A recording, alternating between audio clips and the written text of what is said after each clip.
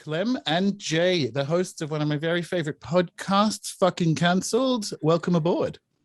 Hi, thanks for having us. No, thanks for having us. Yeah. Clem and I are stoked. Super looking forward to this one. I found your guys' work through a friend earlier in the year. Maybe it was late last year. Can't remember. And I just, your show is a breath of fresh air, and you talk about some stuff that I think is really on point and really crucial for now. And so I'm really looking forward to our chat. Thank you. Yeah. Nice one. Question the first, because you are first-time guests, and you can decide amongst yourselves who gets to answer it first. But were you a weird kid? You go ahead. I was a weird kid. Yeah, definitely. I was a weird kid. I was I really liked space. I longed for the universe. I was definitely like a bookworm, and I definitely got picked on for being weird. I also, it's actually funny given the podcast that I do now and how I'm like, basically telling people to be more chill about things. But I was telling Jay that like when I was in grade 6, I like got them to change the spelling bee word from fireman to firefighter because it was sexist, but like everyone was mad at me because fighter is like a lot harder to spell. So like this is like the kind of kid that I was, very like, earnest and yeah. I was definitely a weird kid too. My family moved around a lot, so I was always like the new kid. I had like weird social skills as a result. I was reading just like constantly, like walking down the street reading. I was also like quite effeminate and got like picked on a lot for that. I was obsessed with weird stuff too. Definitely interested in a lot of like biology, history, like geography kind of stuff. I had like a kind of like a whole like role-playing world that I invented, Of course, and had like maps for it and stuff, and I like gave like countries to my friends, and we would have like model UN like fucking like role-playing sessions with this like invented world. Yeah, so we were both very nerdy. Yeah, gosh. So like coming back to Clem and space, do you mean like boring planetarium space, or do you mean like Star Trek? Weird no, space? I mean like I wanted to go to space, and when I was a girl guide, and this is another cute story about me, is that I knew that Roberta Bondar was like the first Canadian woman in space, and I heard that she was a girl guide, and that when she was a kid she was lying outside her tent and like at night, and somebody saw her, and they're like, what are you doing, Roberta? And she like pointed at the stars, and she was like, one day I'm gonna go there. So I basically tried to like rip off Roberta Bondar, and I left my tent at night and like lied on the ground with the hopes that someone would walk by so that I could say that to them. But nobody walked by. I love it.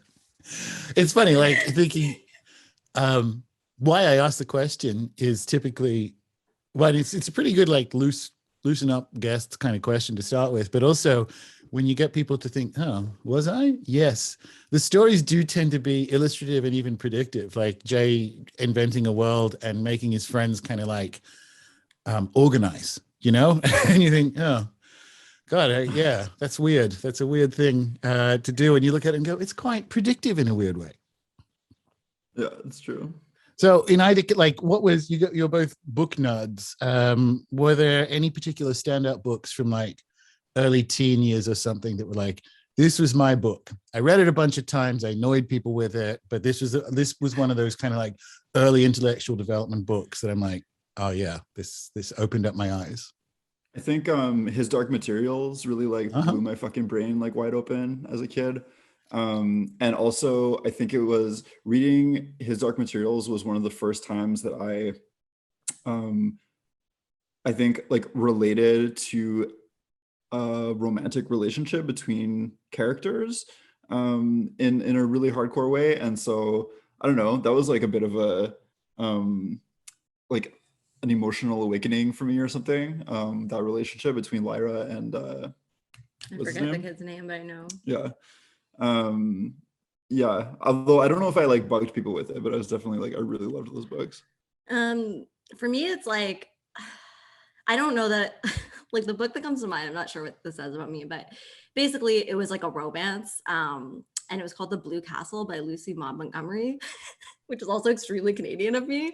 And yeah, it was like a love story by this girl who basically like she had to like live this really repressed life, and like, you know, she was a spinster actually, and she never got love. But then basically she was diagnosed with a terminal illness and like realized that she could do whatever she wants. So she went after the local bad boy. And then there was like a love story that unfolded. And then in the end, spoiler alert, it was actually, she wasn't sick. It was like a terrible miscommunication. So she had like blown up her whole life and gone after something that she never would have gone after. And she fell in love. It was a beautiful story. So Yeah. Yeah. His Dark Materials is about killing God, in case anybody's that's, never read that's it. pretty intense. Yeah. Yeah. For me, it was like in early high school, so about 13 or so, I first read Robert Anton Wilson's Cosmic Trigger trilogy, and I read it a bunch of times, and I forced my friends to read it. And I mean, it's a really good thing to read as an early adolescent because it opens you up to like, you know, drugs and what even is reality and all that kind of stuff you go through. But that was when I look back and go, yeah, that book is transformative for me and potentially annoying for my friends. Nice one. So like when we get into the meat of today's, or like this episode's discussion, it's state of the left, interventionism, and all the rest of it. But in order to get there, and in order to get to like the origin story of the show, we kind of need to go through your journey sort of like in and out, from like coming into a political awareness and activating that, and like finding the shortcomings, the severe shortcomings in how we experience that at the moment. So I guess whoever wants to start there on a personal basis, like when did you find your politics and that kind of journey? You want me to go first? So, I mean, okay, I was raised by like lefty liberal parents who are actually professors, and my mom's like a feminist and stuff. But I grew up in a really small town. So like I said, I was this like annoying kid that was like telling people that the spelling bee was sexist and stuff like this. So I obviously wasn't very popular. And I came out of the closet really young, and I had like a pretty dysfunctional and fucked up childhood. So through a combination of factors, I ended up moving out really young. I moved to Toronto when I was 16. And I went to an alternative high school in Toronto that was for queer kids who were driven out of the mainstream school system due to homophobia. And so like on our podcast Fucking Cancelled, we use this term, the nexus, to refer to this like combination of like identitarianism, social media, and cancel culture. I would say that this school was like a very good example of like early nexus stuff, but we're talking like 2002, 2003-ish. And basically we did all of the like unpacking the invisible knapsack of white privilege, and like, you know, standing in a line, and like they were like, if you're white, take a step forward, like, and then like where you're standing like illustrates how much privilege you have, like this kind of like privilege discourse. And so but like social media didn't really exist at that time. You know, MySpace maybe wasn't even around yet. MySpace wasn't even around yet. LiveJournal, you know?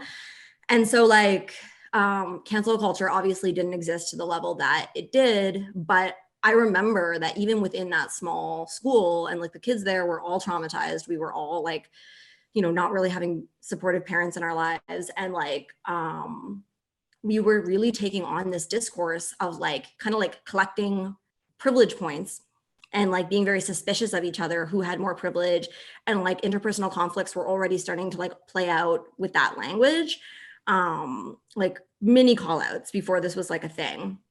So I have PTSD. So like I understood quickly that like learning those rules was like about protecting myself and keeping my friends, right? So like I was studying that closely, and I learned a lot of that stuff.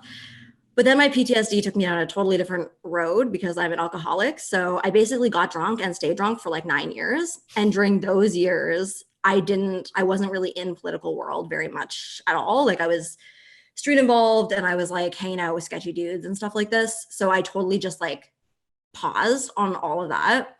And then basically I came off for air when I was 25 and got sober. And then because I am queer, and like I was like reconnecting with being queer and like refining my political views and stuff, I basically ended up back in the same kind of culture, but it had like really advanced in the years that I had been gone. And also social media had become way more intense. And so, you know, like I'm a leftist at heart. Obviously, I believe like everybody should have everything that they need. I think that all forms of like domination and like exploitation of human beings is wrong.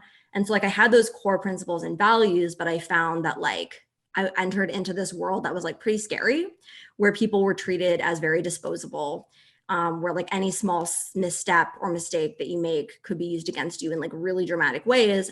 And because of my PTSD, I was like very aware of those danger signs.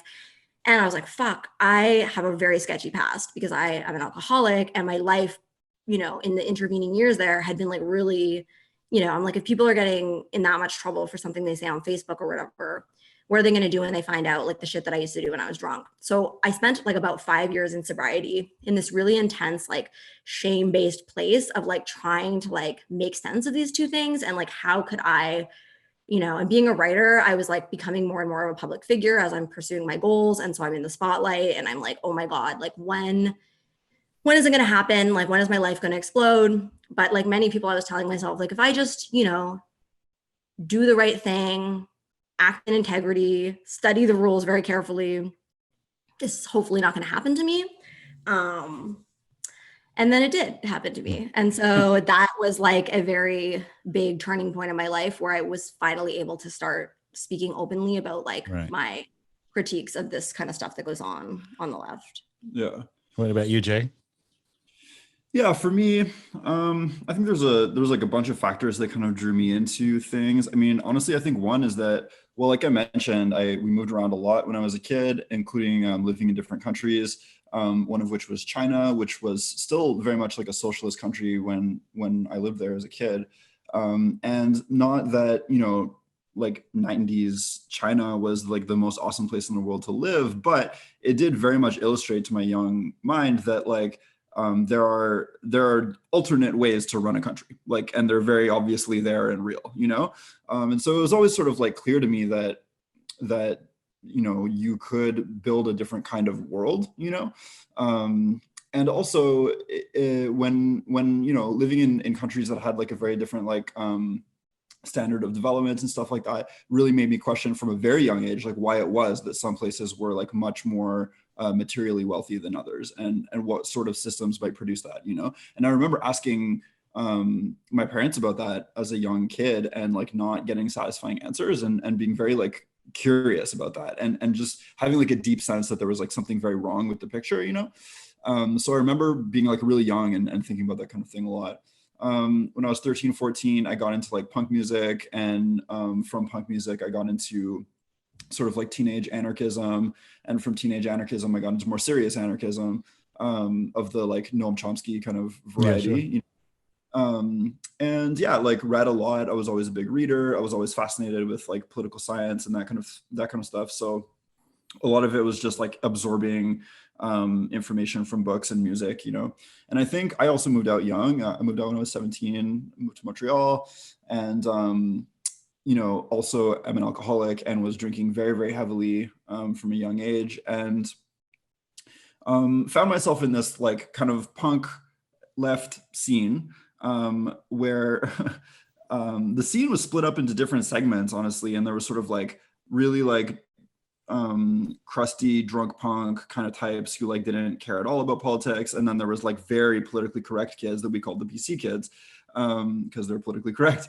And me and my group of friends were kind of in the middle, and we're like, well, you know, we oppose like racism and homophobia and sexism and all this kind of thing, but we're not going to like go around policing people's language or like whatever, you know. And that was like kind of my stance on a lot of these things, and I was comfortable there. But I realized that what was happening is that the scene around me was kind of moving more and more and more to that kind of like into the nexus. It was becoming the nexus. And so opinions that at that time were, you know, really held only by a sort of fringe of extremely like self-professed progressive university students and so on, were becoming more and more popular. And now they're completely mainstreamed, which is like really interesting to see how that happened. But not only like the opinions, but also the sort of the like affect, where like you just are kind of like snobby and wanting to control and police other people at all times as your main like form of politics. And yeah, so that's something that I used to make fun of. Me and my friends used to make fun of, while still being, legitimately progressive and people who are opposed to all the bad isms. And it's really interesting because a lot of people, who were in that kind of like space with me at that time are now really woke, and are really cancel-y. And it's just really interesting to see how that happened. Yeah. It occurs to me, I didn't realize there was so much traveling around as a kid, Jay, but you studied anthropology, right? Yeah. I did, so I love anthropology. I'm obsessed with it. I'm obsessed with its historic shortcomings, which are like the worst of the worst, and it's kind of like post-colonial promise, right? And do you think, because just hearing that story and being affected by the fact that China runs differently to Canada and all those kind of like teenage ideas, at the heart of anthropology is this sort of the question around the gift economy and whether there are ways to live that aren't capitalism. At like the heart of when anthropology started to get good, with all its skeletons literally in the closet in the 20th century, it was like, hang on a minute, there might be other ways to be with humans on the planet, right? And Sure. and that includes within a like non-material context. So do you think like it's always dangerous to because you can overly romanticize yourself, but do you think that was one of the things that drew you to it? It's like, well, there are other human beings who know how to be in the world with each other in a way that isn't awful. And do you think it's kind of like the same quest? Absolutely. It absolutely is. One of the things that really drew me to study anthropology rather than say political science was that I knew from a firsthand experience, and I knew in a very like embodied way that the difference between cultures can teach us like an enormous amount of what the possibilities are as human beings, And I was an anarchist, and I guess I still am an anarchist. I'm just less sort of like wedded to it, and more, I feel more like pragmatic about just trying to like build any kind of socialist project whatsoever. But yeah, like I was very into anarchism, and I was like, how do we turn Canada, let's say, into an anarchist society that has no class, that has no money, that has no hierarchies that go beyond sort of like someone being better at making a shoe than you or something like that. How do we do that? And if you are serious about wanting to know how to do that, then you have to start looking elsewhere, because we don't have a pattern for that. Like how we don't have a roadmap to get there, So you have to start looking at what other people have done and are doing around the world, right? Yeah. And so that was the main thing that led me to study anthropology, like cultural anthropology. Yeah. Cool. Well, that sort of brings us neatly to some of the stuff Clem experienced, which is the left has operational shortcomings at the moment, and it has metaphysical shortcomings that I think are in many respects insoluble.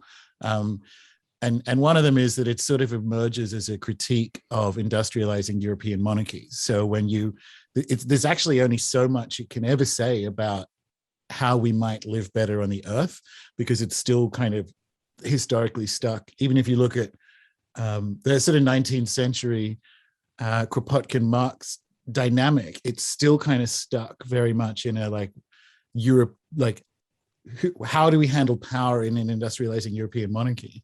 And it's this one little sliver in this kind of cosmos of ways of being in the world, which has been a real draw for me for anthropology, right? Like it's not to abandon the project, but it's to kind of say at the very beginning that it has some metaphysical shortcomings. And towards the end, we want to talk about socialism with freaky options and the role of spirit and so on, because that's been like the friends I've had on the show, like Connor Habib and Reed Wildermuth and whatever, are all in that queer magic space world. And I think that's the redemption of it. But before we get there, it's interesting just going back to your experience in school, Clem, because I have a question, which is, how old is cancel culture? And I'm going to open with, like, obviously, if you go back to Shakespeare and Romeo and Juliet, there's that, like, banished, the damned use that term in hell. So there's like a deep human fear of ostracization. So you can kind of go, well, it's probably as old as the biblical scapegoat, right? But what we've experienced in the last couple of decades, and if you were there having that kind of experience in school, it is slightly different. So I'll get both your takes on how old do you think cancel culture is? So I would agree that like ostracization in various forms has existed for as long as there's been human groups, you know. I would say that like harassment, because like cancel culture is many things, right? It's not just ostracization, it's also incessant harassment. Harassment has also existed in many forms. In terms of cancel culture as it currently exists, which is, and I guess I'll also say that there's different kinds of cancel culture, and the kinds of cancel culture that we're talking about is the kinds that play out on the left. Because apparently there are other types of cancel culture. Like when I read the book, So You've Been Publicly Shamed, I think by Ron Johnson, like there's an example in that book of basically like a right-wing version of cancel culture where this girl made like this joking photo at like a veteran cemetery or something. And then people like destroyed her life over it. And that was like more conservatives that were doing that. So like, I think that it's a phenomenon that exists like not just on the left, but we're specifically talking about the way that it plays out on the left. So like that version, I mean, I haven't actually read it, but like, you know, there's the well-known paper that's like on trashing or something by Joe Freeman that I think comes out of like the 1970s. A lot of people have mentioned that to me and I should probably read it, but it's like, it's a pre-internet like version of cancel culture in which like feminists would basically drive, you know, members of their community out for some kind of, you know, whatever they were being accused of. And it sounds like there was a lot of gossip going on, like, and a lot of like shunning. And so that kind of thing is obviously pre-internet. But I think that, you know, the current iteration of cancel culture and the way that it uses the internet is something really new. And I also think that it has like massively accelerated.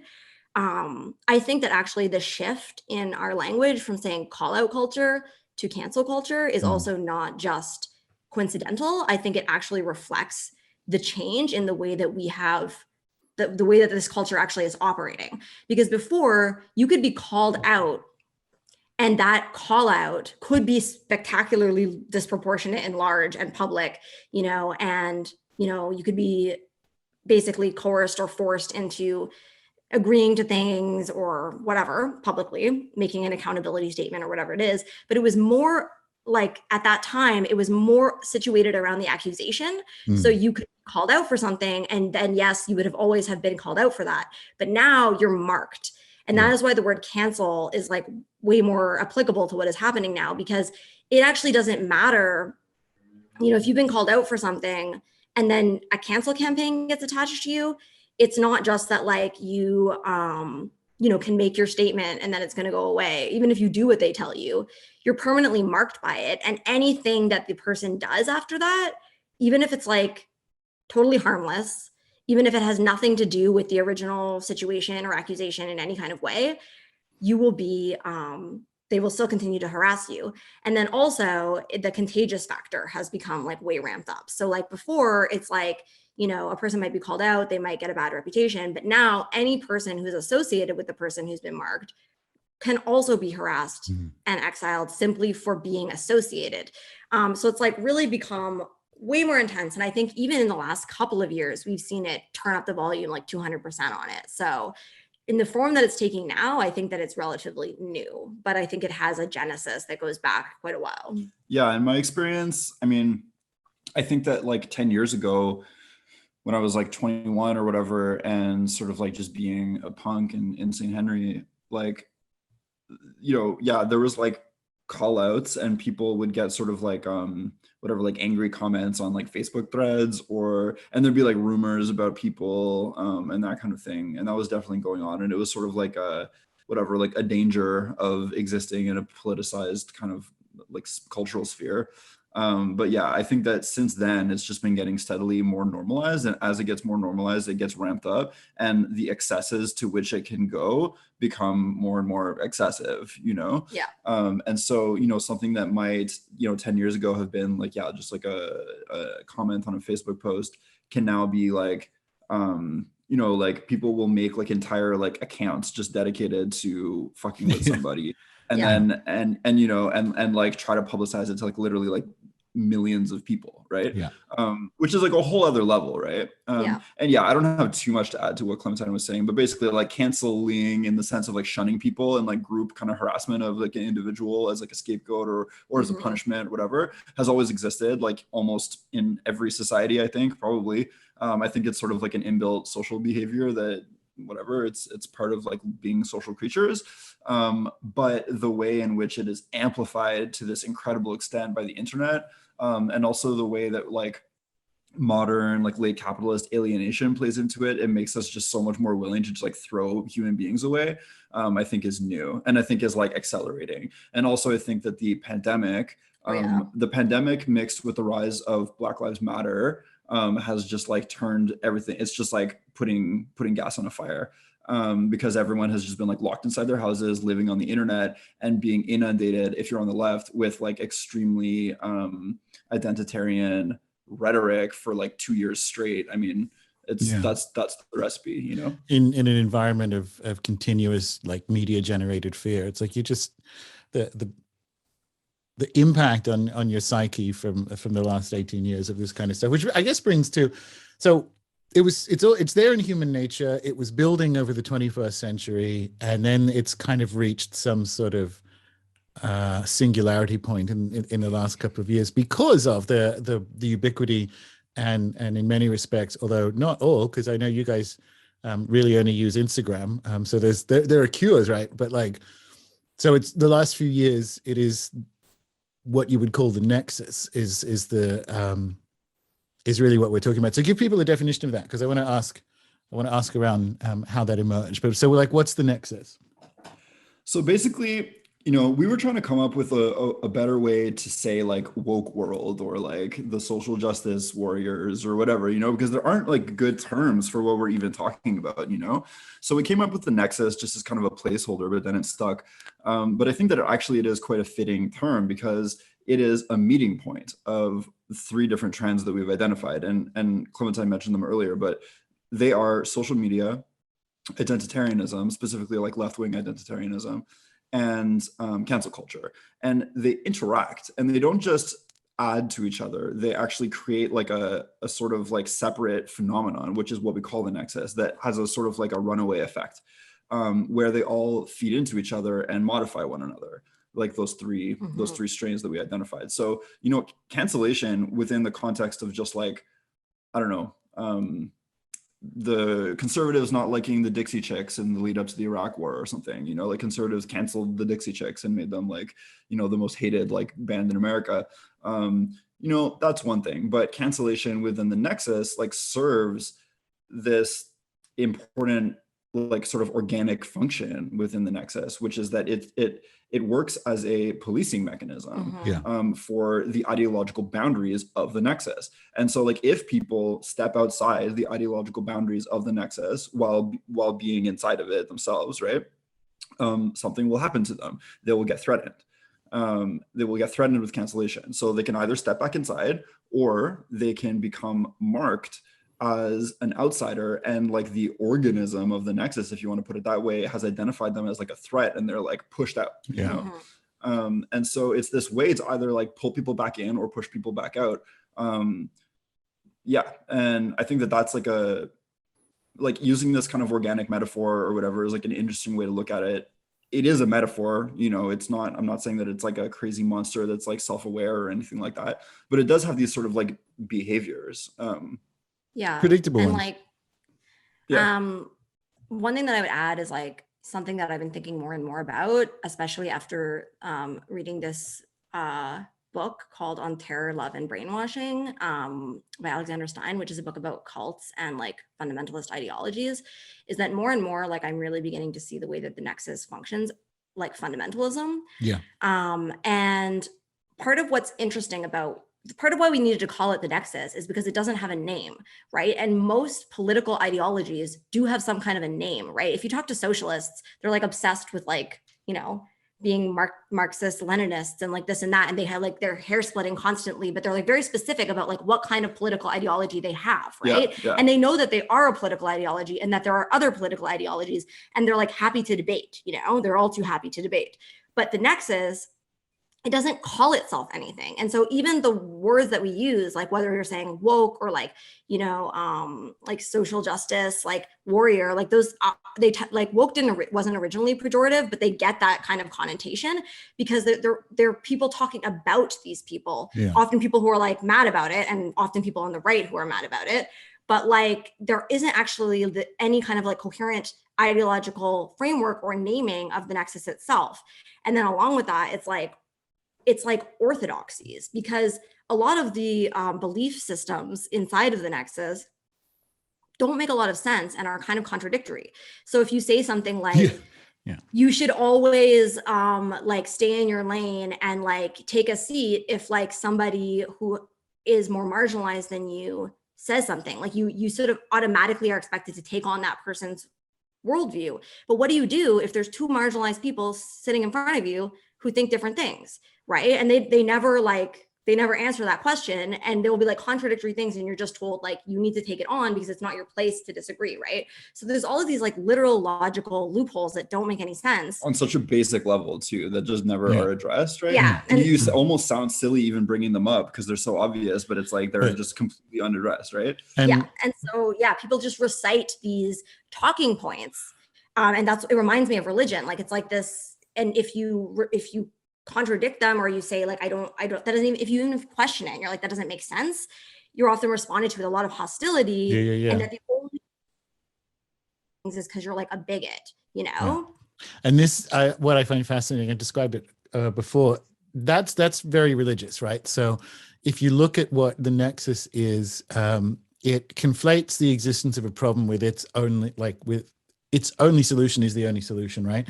And if you try to critique that solution, it perceives it as an attack on the form. So it doubles down, and that's how it builds. So like none of the words, woke isn't good enough, social justice isn't good enough, identitarian isn't good enough, because it's actually this, like, it's a code error where the existence of a problem and their preferred solution are seen as the same thing. And if you say that isn't the case, they just double down into what is a persecution complex. A friend of mine, Chris Knowles, said, and this is to do with the nexus, right? Christianity's most dangerous mind virus is that it believes that it's persecuted and on the edge of destruction. Like that's actually baked into its story. Even when we have a Holy Roman Empire, even when we have Catholicism expanding out into the world, the story it tells itself is that even the slightest attack on it, on this empire, is like existential. And that is one of the things that makes the nexus so inflamed and kind of upset. Like, I don't know, had you read much Mark Fisher before you landed on the term? Because you look at it, the last few years, so let's say from the 2016 US election, and in case it doesn't come up, like the episode with Africa, as an Australian and a British citizen, it was really nice to hear Canadians and Brits talk about how we, even when we have this discussion, the gravity of the American empire pulls us into certain totally. that don't reflect our actual experience, right? So that was one of my favorite episodes, I think. But like for years, I tried to say like identitarianism isn't left, because it isn't. Like as Mark Fisher says, it's capitalism defending itself. If you try to get outside of it, it pulls it in and makes your pseudo-activism or pseudo-organizationalism support the neoliberal project, which is literally what's going on, right? But I've just, the last couple of years I've given up, because the trouble, it's that illogic, right, of identitarianism, where if you can declare yourself a bat, if you can identify as a bat, you can identify as left with no actual basis in an observed reality that what you're doing is left. So it's kind of like I guess they are left. And that's what I think I love about your whole project, is we can't, it doesn't respond to logic. So you can't be like, what you're doing is defending capitalism and being unpaid cops for neoliberalism. You can't tell them that, because that's viewed as an attack. And so you, like, the way you guys have built the project, even the name of it, it responds these things, and this is a Fisherism as well, I guess, but it's also just good tactics. You bring satire to absurdity, because that's the only thing that can kind of work. And it's just such a cute name, like fucking cancelled, because it's really, I mean, Clem, if you want to tell us a bit about going through it, like it's traumatic to go through. but then you get out the other side of it, and it's, I don't know, maybe it's like having coronavirus. It's like definitely better to have the natural immunity than like the fear-based injections. But it's because I want to lead that question into something I've been sitting with is it going away? It's a weird way of thinking about it, but like, does it actually work as well anymore as it maybe did 18 months ago? But like, take us through that bit, you guys. So It's an interesting question. I guess like, do you want me to talk about being canceled? Please, because Okay, like this is like what makes your like journey on the show so good is that you were like literally raised as like a woke Jesus, as you said, like you kind of grew up in, and what that is. There's no one who was like more into it like bedded into the ideology than you. I was so in it, exactly, yeah. And so I mean, okay, so basically, by the time I got canceled, I had been going through like a quiet awakening about how absurd all of this is. I had started reading Mark Fisher. I had met Jay, and we had started having a relationship, and Jay was somebody that I trusted to talk openly about these things. And so I was starting to know that like this was all very wrong, you know, and I was starting to actually develop a real political framework instead of this, you know, very like surface level stuff that I had been taught in school. And then like, you know, my university degrees are in like women and gender studies, and like I did environmental studies, but both of them were very like humanities, heavy identitarian stuff that also like, when you read it, you're like, what is this person even saying? It's extremely postmodern. But anyway, so that's what I went to school for. And so like by the time like I was, you know, before I was canceled, like I was beginning to awaken to the fact that like I was low key, maybe a little bit in something like a cult.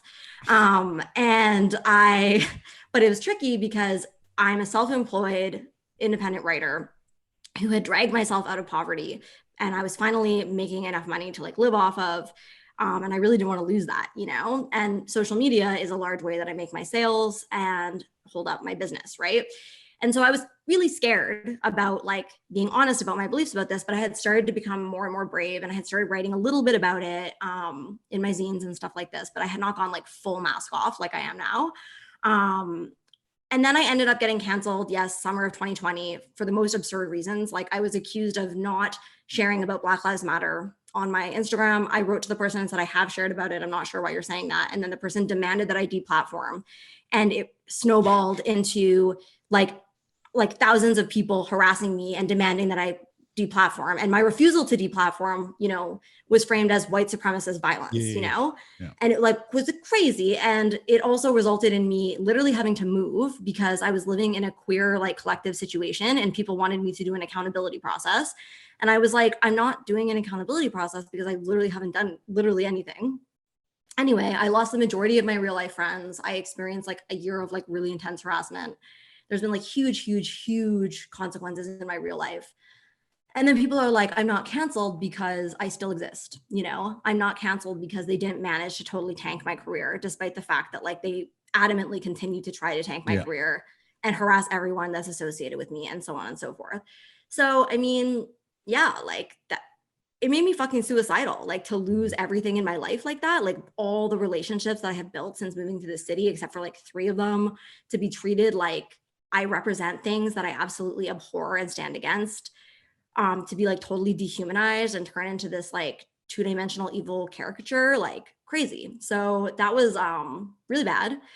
But on the other side of it, you know, I'm like, I've had a really crazy fucked up life, and I'm just like, I'm not gonna let you guys, like, this is not gonna be the thing that destroys me, you know? Exactly. So I was just like, all right, here we go. And like, I decided that I'm going to be in my integrity, and like my career has always been about writing about things that are like taboo and hard to write about.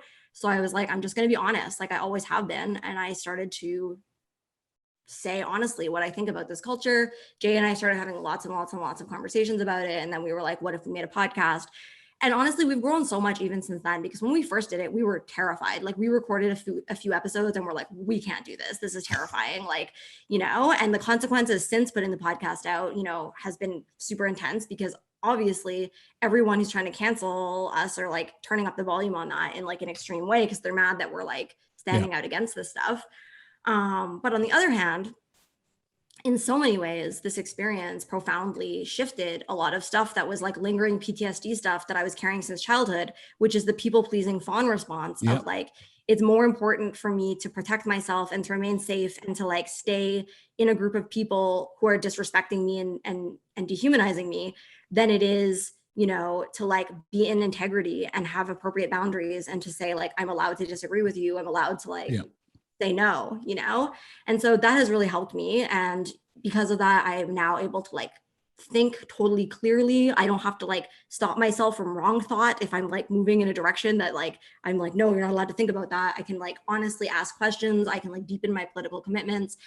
And I've met so many amazing people and developed like real relationships where I know that person's not creating like a dossier that they're going to pull out later when they decide to turn on me. So like, that's been my experience. And like, in terms of your question about like, is it going away?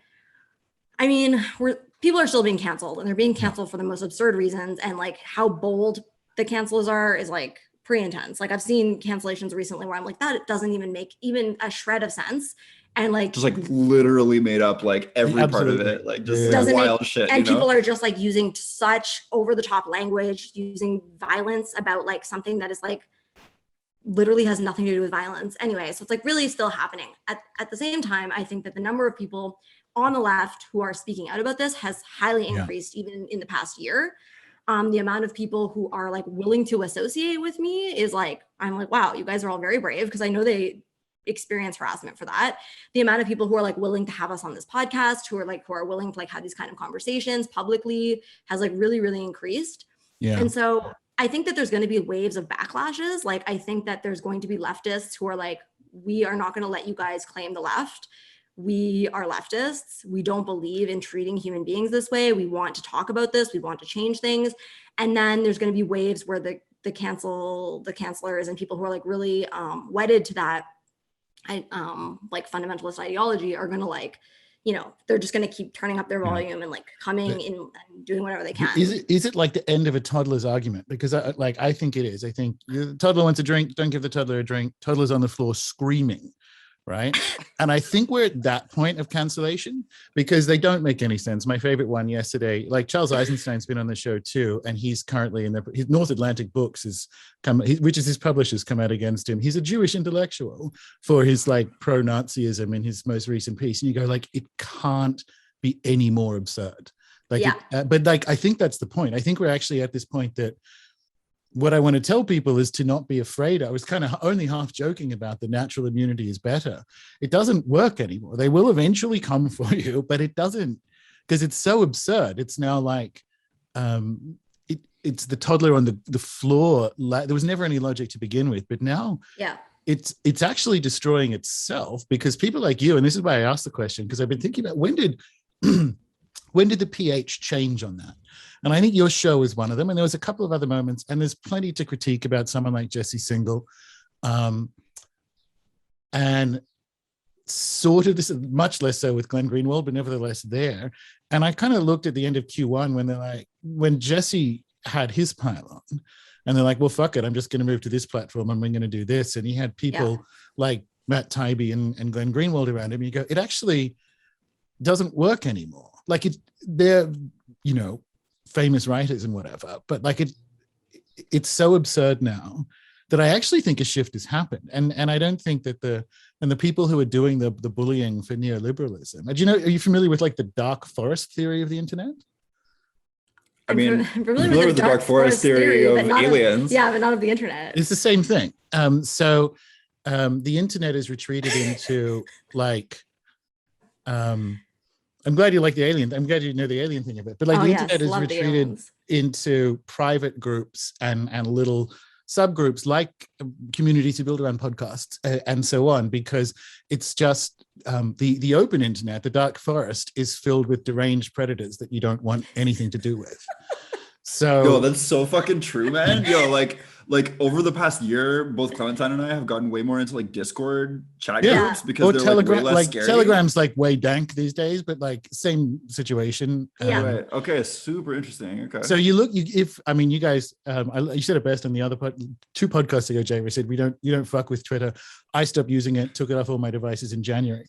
I still use it to push out the show, but that's it. And if I have to jump on to DM a guest to get them to arrange Zoom logins, the few seconds you see of the open timeline is just this sewer of just that you're putting that in your soul. And you know, this is the dark forest. This is just like predators being vicious at each other, and no one's there. No one's there. Everyone's in these different groups. Man, this is so interesting too, because like in the dark forest, it's like you can be a planet just like happily living your life, and then like aliens on the other side of the galaxy will just like throw like a giant like meteor at you out of the blue, and you'll never know, you know. And it's just like super interesting because that's totally what's happening on the internet, man. You're just there, you're living your life, and then all of a sudden some random person with 170,000 followers is canceling you, and your life is over, you know. And like, you wake up never heard of shit, this is happening now. I can't remember the name of the guy who wrote it, but there's a Medium article you'll find, like the dark forest theory of the internet. Okay, so I'm not clever enough to have made that up, but someone's actually listed like the internet's basically a dark forest now. And you go, cool. And that's kind of what I think I meant by, I don't know if it still works, but the ecology of the forest has responded, right? It's like, well, if it's just going to be fucking neoliberal cops wandering up and down randomly yelling at people and destroying lives, then I want no part of it. And there's like a different constellations of communities are sort of building and overlapping around it. And I have to say, like, okay, I mean, who cares if you don't get to be on Twitter? Like, do you know what I mean? As long as you're actually connecting and making authentic connections and change and what have you, that is what it is, I guess, is sort of what I mean, because I noticed you guys with the show, and it was always the goal, but it's not the first few episodes. God, it was such a release to hear people who have been canceled or talking about and just expressing their frustrations. But the kind of like the longer arc of that is there are some shortcomings in how the left operates that can be critiqued in a way that's positive, like, well, we could do this instead. And totally. I think we're I do actually feel that that's approximately where we are. I don't know, maybe I'm a little bit positive, maybe I'm a little bit glass half full there. I think that one thing that has been changing is the number of people from within the Nexus who are now willing to talk about it, because previously there was actually plenty of people broadly on the left who were super critical of this stuff. It's just that they were always outside of it, you know? So like the Chapo people and the Red Scare people and Jesse Singal and Jacobin and like whatever, like all these different sort of like scenes of like broadly left people were never part of the Nexus. And you can't hear about them inside the Nexus. You just literally don't hear the Nexus like totally like mutes that whole world, you know? Unless they're like actively canceling like Dasha from Red Scare or something, you know, but whatever. Mostly you just don't hear about them. And also those people don't know about the Nexus. They only can experience it from outside because most of them are like straight. They were never like teenage anarchists, I guess, and it shows. And it just means that they have a completely different experience of it. So they're sitting outside critiquing it. And that's fine. And they have their friends and they have their cool like dirtbag left like Brooklyn scene or whatever. But in the meantime, like all the people like locked into the Nexus like aren't hearing about them, are not exposed to socialist information literally ever, because they're just neoliberal cops, like you said, getting the fucking neoliberal cop pamphlet. You know? Absolutely. And so what I think is really important and what is actually shifting is that, I mean, people like us, but also like lots of other people who have been within the Nexus for years are now just being like, yo, actually, this is fucking crazy. Like, I can't do it anymore, you know? And I think that like, this is, one of the things for me that was like, so just like horrible about it is that like, you know, in the Nexus, they really like to throw the term gaslighting around. But I'm like, I'm fucking sick of being gaslit constantly.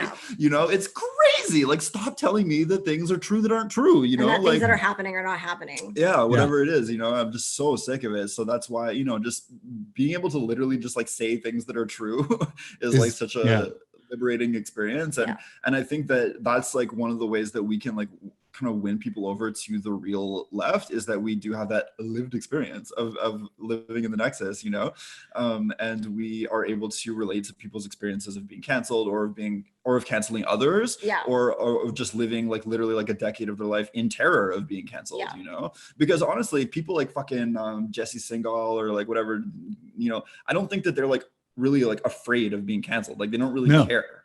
Not anymore. I mean, like maybe not like him specifically, but there's like plenty of people on that kind of left who like it doesn't really matter. They're just like, it's silly, But can I say something about that? Because I'm like, I also think this is where like, I mean, I do care about people who are like multiply marginalized, right? And I really care about queer and trans people who are in a queer and trans community for a fucking reason, especially trans people who are in this world for a reason. And it's because in other places, people are sometimes really fucking awful to them, right? And so when you have been driven towards the Nexus, that's what happened to me. I was a queer kid who was driven out of school because everyone called me a dyke every single day, And so like I was driven to these spaces because I didn't have anywhere else to go. And like now, things are starting to change and like homophobia is less intense than it used to be, like whatever, like transphobia is still pretty intense depending on the situation. But like, and people who are fucking don't have money and who like their literal community is like how they survive, right? Because it's like, it's one thing to be harassed on the internet, but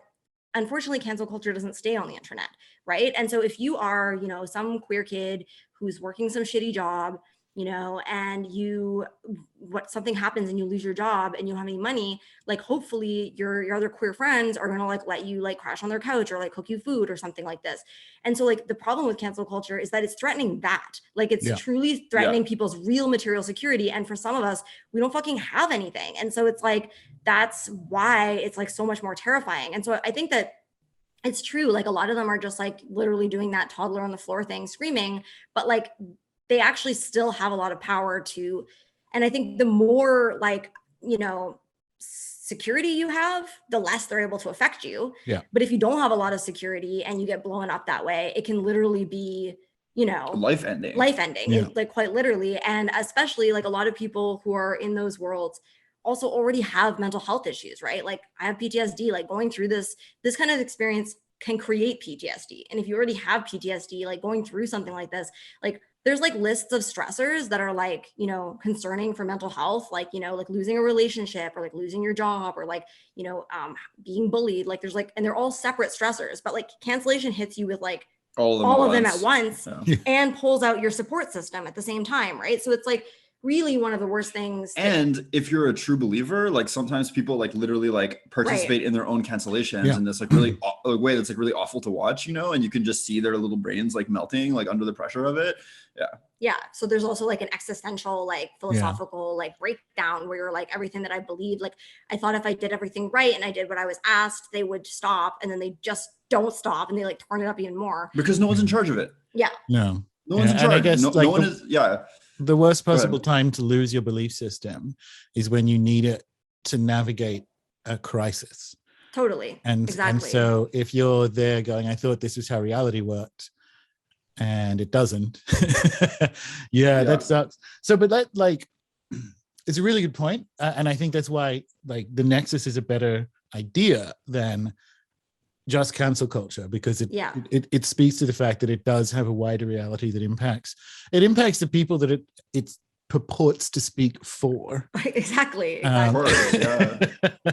Like disproportionately. Exactly. That's right. But so that's where things like this come in, and also where for those who can make like a world to come to, right? Like, so this is we move into the socialism with freaky options part of the discussion, which is like it needs to be like a wholesale departure from the next. This is why I like Mark Fisher's term Vampire's Castle, because it's one, metal as fuck, like what a cool name.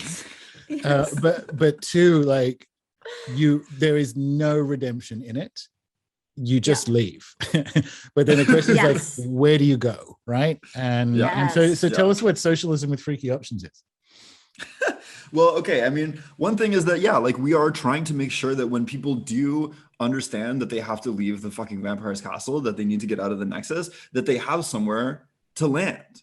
you know, Yeah. because right now, like, it's very difficult to fucking find that for people who are trying to exit the Nexus, man. And like, you know, most people are in the Nexus because they consider themselves to be like left of some variety, you know, and then they're like, okay, so I'm leaving the Nexus, and then they look around and they're like, where is the left then? Like, it doesn't fucking exist, you know. I could join like one of the like 17 communist parties of, you know, like, or I could join like a Trotskyist cult, or I could fucking, you know, I guess I could become like one of these dirtbag people and just be like cynical and whatever and make jokes on a podcast that I start. But like but what if I want to like change things, you know? So what we're trying to do is like, we're trying to be like, there actually is a left. There has always been a left that is outside of this shit. This shit isn't even the left. But the problem is that it's really true that the left is like very weakened right now, because like so much of its energy has been eaten up by this fucking zombie, you know? Yeah. And like, I think that that's part of it, that we need like a real left for people to go to. And like for the freaky options part, it's like, you know, the reason that a lot of these people aren't going to become like dirtbags, like I love the dirtbag thing, right? And like this sort of like socialist bros, like when I was going through like my mental breakdown from being canceled, like I fucking sought out socialist bros on the internet and was like, please just give me your socialist bro energy, you know, because it was like so much less frightening than what was happening to me. And I wanted to understand politics in a different way. But at the same time, when you're around these socialist bros, and like, no offense to them, I think that they're great and I want to be their friends, but like, there's often like a lot of like making fun of polyamory, or like, you know, just like joking about like the weird haircuts and the septum piercings and like all of this sort of like stuff that is, you know, like, that goes along with the Nexus. But like, people aren't necessarily doing those things just because they're in the Nexus. They're doing those things because that's like part of what they like and who they are, you know? And so like when the recent episode with Freddie DeBoer that we did, like I was saying that there's like this meme that goes around that's like making fun of basically these types of people. And it's like, yeah, like I don't really want to go to your like BDSM orgy after the anarchist fair. And I'm like, that's literally like me, and I feel personally called out by that meme. And I'm like, I do want to go to the BDSM orgy after the anarchist fair, and I want to go there in a socialist world, you know? And so like, we need to have both. Like, we need to be able to have like real serious politics and real serious, like solidarity based like political movements that are not subcultural in and of themselves, that are not just about having a septum piercing, you know, that like are able to work with like regular people who have no fucking idea what you're talking about when you say things like the vampire's castle, or when you say things like whatever new like gender pronouns or like stuff that's going on in the Nexus. But also where people who are like, you know, queer, into BDSM, polyamorous, whatever, subcultural in various ways, can also still continue to be themselves and don't have to become normie to be leftists. And to add to that, I think that there is also this like weird sort of simultaneous trend. It's almost like alongside the Nexus.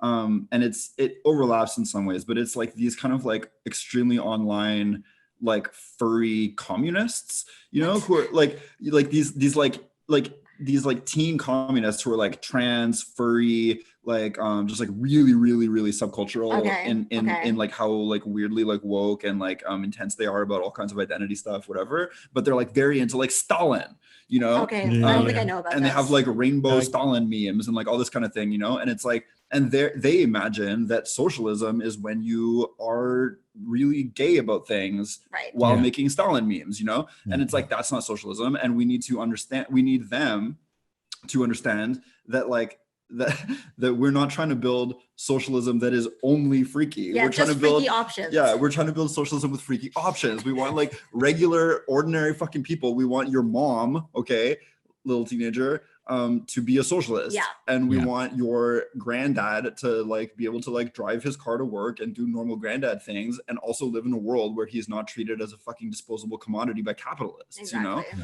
And we want you to be able to be a trans furry. Exactly.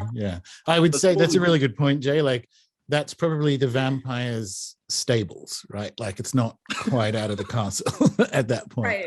It is because I know exactly what you mean. It's sort of, and this is just because this is the neoliberal challenge. We've done such fucking damage to kids' minds that they think a TikTok video about Stalin with rainbows is activism of some description. And funnily enough, from a chaos magic perspective, it is, but like not the way, like it's still not, you're still not out of the castle. Keep going, kids. Jog on, right? Which brings me to like, you guys are both in like a 12-step situation. I remember something that a couple of episodes ago, Clem, you said, which I was just like, I was driving and like hitting the steering wheel going, yes, thank you, was that the Nexus blocks spirituality. And it does, definitely. I want to talk about that, but I also want to talk about, because this is something Connor Habib and I chat, he comes on the show regularly, we chat about, is that I almost don't even want to call it politics, but I don't think the politics I'm looking for works unless it is in a living cosmos, in a cosmos that is in some sense alive, because the fundamental shortcoming in classic leftist metaphysics is that it actually shares that 19th century falsified materialist worldview that it's trying to improve. Like literally, it can't get outside of it because there are too many places of agreement between how Marx, which is insane because his actual cosmology is woolly as fuck, right? Not that the critiques aren't valuable, but how he thinks the universe works is wrong. And so it's this sort of challenge with the politics I'm looking for has to operate in, even spiritual is the wrong word. All I would say is like, it has to operate in a universe that has meaning or is alive, right? Yeah. So talk to that for me. Like, cause that's when I hear socialism with freaky options, I don't just think of the BDSM clubs. I think, no, the universe is alive and I'm not, and socialism happens in it is kind of where I experience, and it comes back to the UFO thing, like all of that stuff that's dismissed because people haven't done the personal metaphysical work, I would say, of like going, okay, my politics are emerging out of a shitty metaphysics. What does it look like if they emerge out of a good metaphysics, right? So what do you think? I guess, I mean, for me, okay, like Marx is very, very important. It's fundamental. Sure. Also, what I'm concerned with is not being a perfect orthodox Marxist. I'm concerned with trying to build like a future world in which resources are not hoarded by a fucking handful of people. And like, that's literally what it all comes down to, man. And like Marx has, I think, the most robust kind of like, philosophical and economic understanding of how that came to be and maybe what we could do to get out of there. But like, I don't really care what Marx thought about metaphysics. Like it's kind of irrelevant, you know? And I think that like, once we start building socialism in more than just like fucking whatever the hell they're doing in Cuba, and once we have like socialism starting to spread like around into more and more places, like we have room to experiment as human beings, and our different cultures will inform that, and our different religious attitudes will inform that, and spiritual attitudes will inform that. And I think that there is a future in which we have a world in which resources are distributed more equitably, that isn't just this fucking gray Soviet monoculture. You know what I mean? Like there's more options than that. And I think that's well, whatever. I'll maybe leave it at that for now. I don't know what you have to say about it. I mean, I love the question a lot, and I think it's like really meaningful to me. A couple things come to mind. I don't know if you've heard yet the podcast called Red Enlightenment. So good. But I really recommend it. I really, really recommend it. It's about building, it's basically how do we have a spirituality for the left, and it's about metaphysics. It's like really philosophical. I like listening to one episode. I feel like I went to like 3 years of like university, so it's like really dense, but it's like really beautiful, and like I highly, highly recommend it. But I don't know, and I think that this is like been a big question for me as somebody who came through this like postmodern Nexus woke journey. I was allowed to be spiritual there, like in a very like superficial, like woo way. Of course, like I was like not allowed to like appropriate anything, and I had to constantly be really, really careful about that. And I constantly had to be like, and also like trans women are welcome, and like say all of the rules, but I was still allowed to like be a witch, you know? And since like leaving that and becoming like more of like a materialist socialist, I've felt a lack of spirituality, and I've struggled with how do I bring my materialist politics together with my spirituality. And it's something that is a big question for me. And like, I'm putting out a book, like I'm releasing it like soon, called Trauma Magic. And it's like my master's thesis that was like extremely Nexus. And like, I was like reading it and like trying to edit it because it's like really, really Nexus when I wrote it. But a lot of it comes out of Sylvia Federici's work. Oh, cool. About like the universe needed to be disenchanted in order for it to be like dominated and consumed by capitalism, right? Yeah. And basically the idea that like in order to like heal and like we need to like re-enchant the universe. So that's like sort of a lot of what that book is about. But yeah, like how to like bring these concepts so I love the question because I don't necessarily have an answer, but it's something that I'm personally grappling with. And I don't think that there's like one answer. I think that there's like people are going to do it in different ways, but I think you do need a lot more space for it. And Absolutely. I think that leftists, and this is what the Red Enlightenment podcast really talks about, is that people have a spiritual hunger. Like we have a spiritual need, and the right is really good at meeting that need for people. And the left doesn't do anything. Like the left is just sort of like, and like the Nexus does a little bit because they kind of like, you can be a bit woo there and have like tarot cards or something. But like socialism doesn't really have space for like a robust spirituality as far as I have seen. And so, because that's like, I would push back on Jay and use the example. He said equitable. You want to live in a world where there's a more equitable distribution of resources. There are no such things as resources, like in a living cosmos. You know what I mean? Like, because I do permaculture down here, and permaculture has 3 principles: earth care, people care, and what we call the troubling third principle, which it operates on. And it used to be called return of surplus, but there's no such thing as surplus, right? And so it's like fair share. That isn't the right word either. And so we've got this troubling third principle, which is like return to the network in some way. But when you say something is a resource, that is a universe that isn't alive, because do you know what I mean? Like, and so this is what I think you're talking about there, Clem, which is like, I want to know what it looks like when we don't use that, when it's not a positioning statement around who gets to switch the factory on and off in 1850, when it's like when it's how does that same experience of like, I just want people to like, in a good sense, like be happy and have the things or experience the life they need. I don't think we get there until there is some sort of re-enchantment, or a better way now is like a rediscovery of enchantment. And I'm not even sure, like, I don't know, there's an episode a few episodes ago with Reed about this, and it kind of, you reach a point on that journey, I think, where even if it's temporary, not being political is the right political move. So it sort of opens up that, do you have to be political? But it doesn't mean like, oh, I don't care, let it rip. It means, is the way we are attempting to bring about that Charles Eisenstein more beautiful world our hearts know is possible, is the way we're doing it the best way? Like, what if the way we respond to the crisis is part of the crisis? And I just think the moment for, like, broadly speaking, left approaches to or experiences of reality, I think the moment is that enchantment moment. I think it's a thing that's sort of urgent now. And it comes back to like the socialism with freaky options.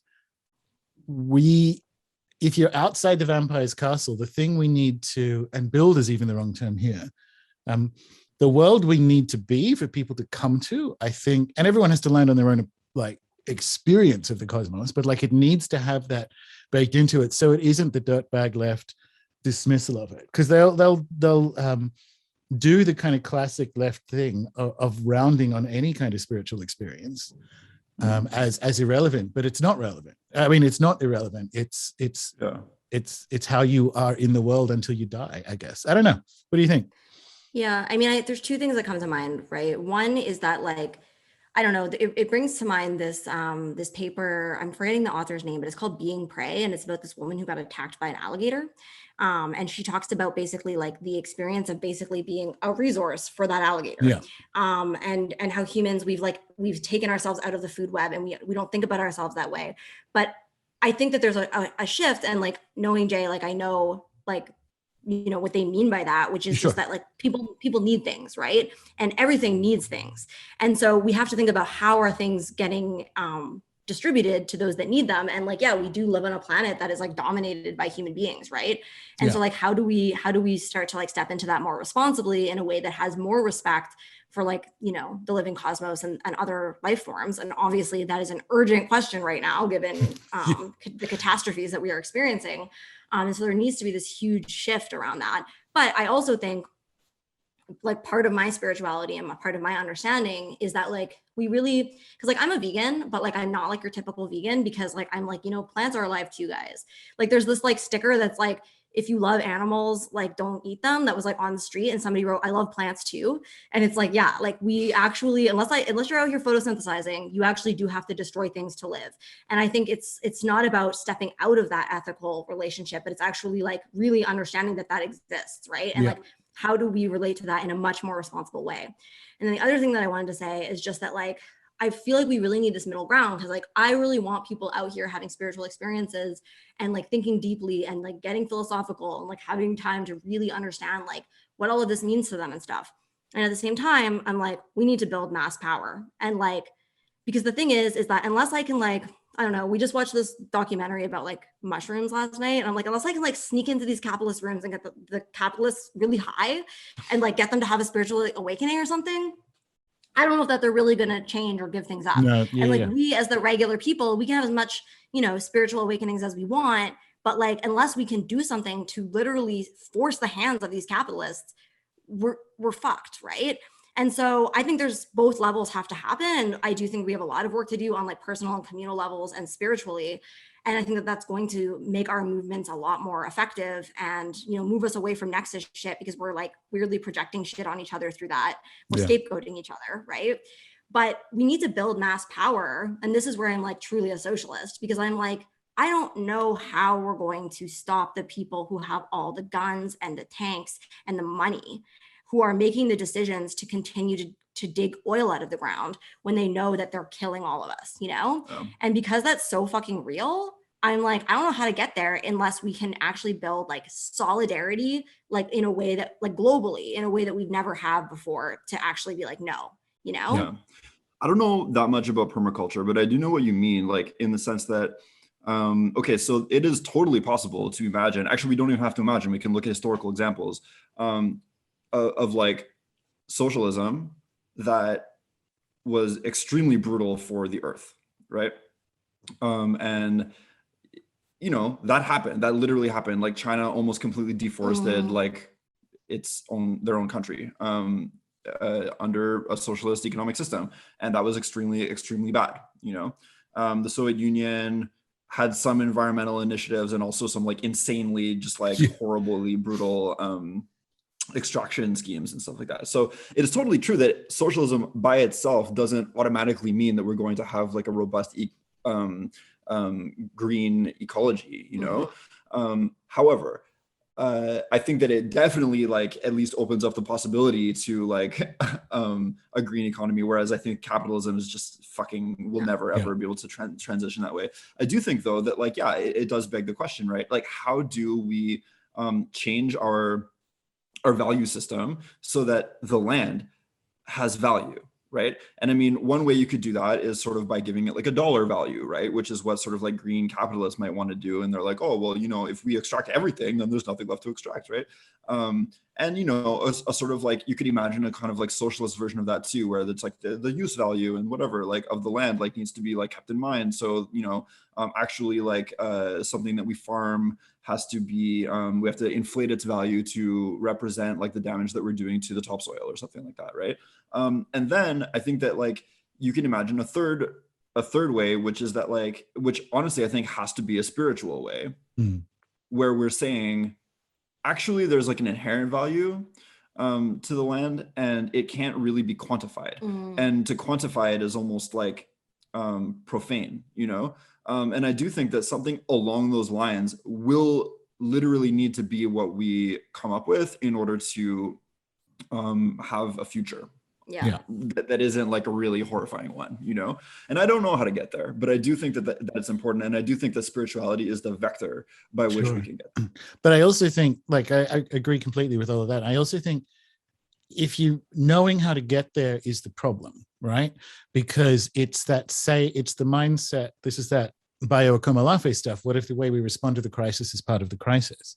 That you can't, I don't think you, if it was a problem that can be solved with planning and organizationalism, that's actually the thinking that, this is kind of like Charles Eisenstein's point, which I like it. Like, that's the thinking that got us in this fucking mess in the first place, of like projecting into the future of things and outcomes, rather than a new, like a modality of being. Like, he talks about moving from the story of separation to the story of interbeing.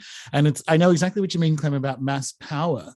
But the trouble is, not that that's wrong, it's the opposite. It's like we need a spiritualized understanding of power, like if we're operating at the level of the field, because it's not, if it's this is the sort of socialist post-anarchist thing, I guess. It's like, we can't, whoever fights the empire becomes the empire kind of stuff. Like, I think we're at this sort of urgent point. The other thing I said to Reed is like, can you still be an anarchist if it's not that you're planning to bring the system down, but that you think it's coming down anyway? Because that's kind of where I'm at. I'm like, this is all coming down. So it's like, how does that inform my positioning to help in like a more beautiful world that our hearts know is possible? How does that bring it about? Because for me, I think mass power, I love that idea, because I want to situate it in a spiritual conversation, in like, well, what happens when we are, when organizationalism is replaced with the understanding that we can operate at like the level of the field, or whatever you want to call it? Because I think that's the win. Do you know what I mean? That's why I think that's where we are as a collection of discourses, I suppose. What do you think? I honestly don't think I understand what you mean. Right. Well, this comes back to the metaphysics thing, which is that you can't, I don't think it's a good bet to beat the empire at its own game. And this is the 19th century classic, like Marx versus the anarchist thing, right? Which is like, well, do you seize power, or do you live away from it and build parallel structures as it comes down, right? Right. And so that's more where my head and heart are at the moment. And not because, well, for two reasons. It's not even that I don't think it would ever work, seizing power. It's that it seems to me like it's running back into the burning building.